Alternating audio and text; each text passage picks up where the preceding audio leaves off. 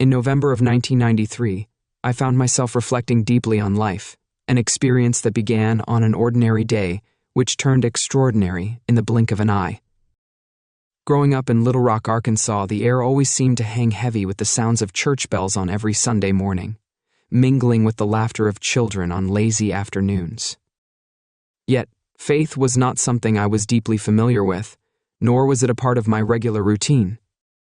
You see, my parents were agnostic. Faith, they would often say, is up to each person to define, and that was the end of that. Despite the occasional visit to church with friends, I wasn't a big believer. I always found myself on the edges, looking in at people who seemed so convinced of their beliefs, while I remained skeptical, unsure of how to fit in with something so seemingly intangible. Most kids I grew up with attended church, but did not practice their faith publicly, which left me feeling like faith was something people held on to, but kept hidden, like a secret comfort they would reveal only to themselves. My journey toward finding faith started unexpectedly, with a moment that jolted me out of complacency and into contemplation. It was December 1993, and I was on my way to a college class, riding my bike through the familiar streets of my neighborhood. The morning air was crisp, and everything seemed as it should be until it wasn't. Out of nowhere, a car appeared, slamming into me with a force that sent me flying through the air. It happened in slow motion. I remember that sensation vividly. Time seemed to slow down, stretching seconds into eternities as I soared above the ground. In that suspended moment, I braced for impact, instinctively tensing. But then, something inexplicable happened. I didn't hit the ground with the bone-crushing force I expected. Instead, it felt as if there were hands beneath me, gently guiding me down to the earth. I landed softly on my back, the world spinning around me, and as I lay there in stunned silence, I squinted up at the sky. The sun's light was soft, almost ethereal, and, to my astonished eyes, I saw the image of Jesus with outstretched arms. This vision, and the surreal feeling of being cradled by invisible hands, became a pivotal moment for me, a crack in the wall of disbelief that had surrounded me for so long. I found myself questioning everything I thought I knew. Was this an invitation? A chance to seek answers that had eluded me? In the aftermath of the accident, I was drawn to explore faith more deeply. There was no push from anyone, no external pressure telling me which path to follow. But instinctively, I found myself gravitating toward Christianity. I began attending a non-denominational church, a place where warmth exuded from the people, and the space itself seemed filled with a gentle, inviting spirit.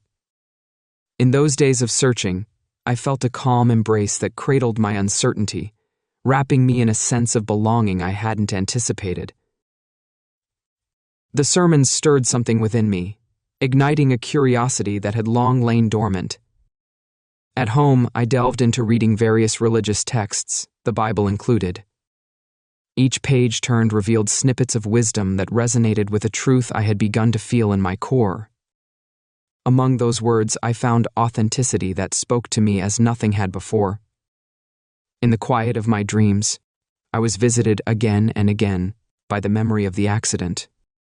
In those dreams, Jesus stood before me, speaking words that pierced through my doubts and fears. You are loved. You are not done here. I am watching over you. Even as I struggled to understand this new awakening, those words anchored me, guiding me through moments of confusion. Because, yes, there were moments of confusion, times when I was caught up in the tangled web of doubt. How could I, who had never truly believed in a power beyond my understanding, reconcile the reality of this newfound faith? The journey wasn't straightforward. There were days when the questions were louder than the answers. Yet, in the midst of it all, I found a community that nurtured my tentative steps toward faith without judgment, showing me a path that seemed luminous with promise. Faith, I began to realize, wasn't about having all the answers. It wasn't about understanding things perfectly. It was about trust and finding purpose, finding peace, An inexplicable calm settled within me, changing the lens through which I viewed the world. I began to see myself as part of a larger tapestry, each thread connected to those around me, woven together by a divine hand. I had a purpose: to do good for others, to explore the potential of kindness in every interaction. I began integrating this newfound perspective into both my personal and professional life. I didn't preach. I never wanted to force my beliefs upon anyone, but I quietly endeavored to instill in others their special place in the world. We all have one, I would tell them, believing deeply in the potential for good within each person. Moreover, meditation became an essential part of my daily practice. It allowed me to center myself, to quiet the noise of the outside world, and listen to that inner voice that had become my guide. Reading sacred texts provided nourishment, offering lessons that I found could be universally applied. Community played a significant role in my journey, providing the support system I hadn't known I needed.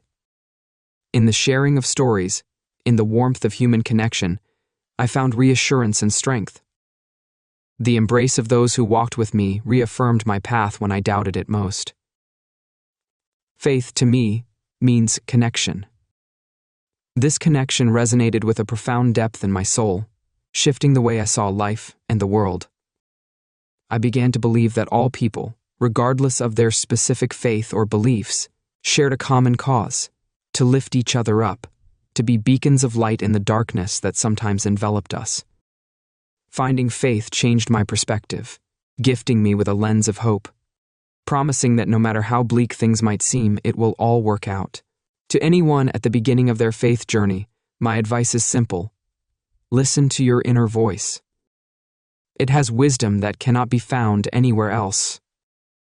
And, through this listening, you'll uncover a peace that is all-encompassing, a calm that carries you through the waves of doubt that may rise against you. In the years that followed, I found the most rewarding aspect of my faith was this peace, a balm I hold close even on the hardest of days. It reminds me of that day in December, the sun dim yet full of promise, and the hands that caught me, telling me, "You are loved."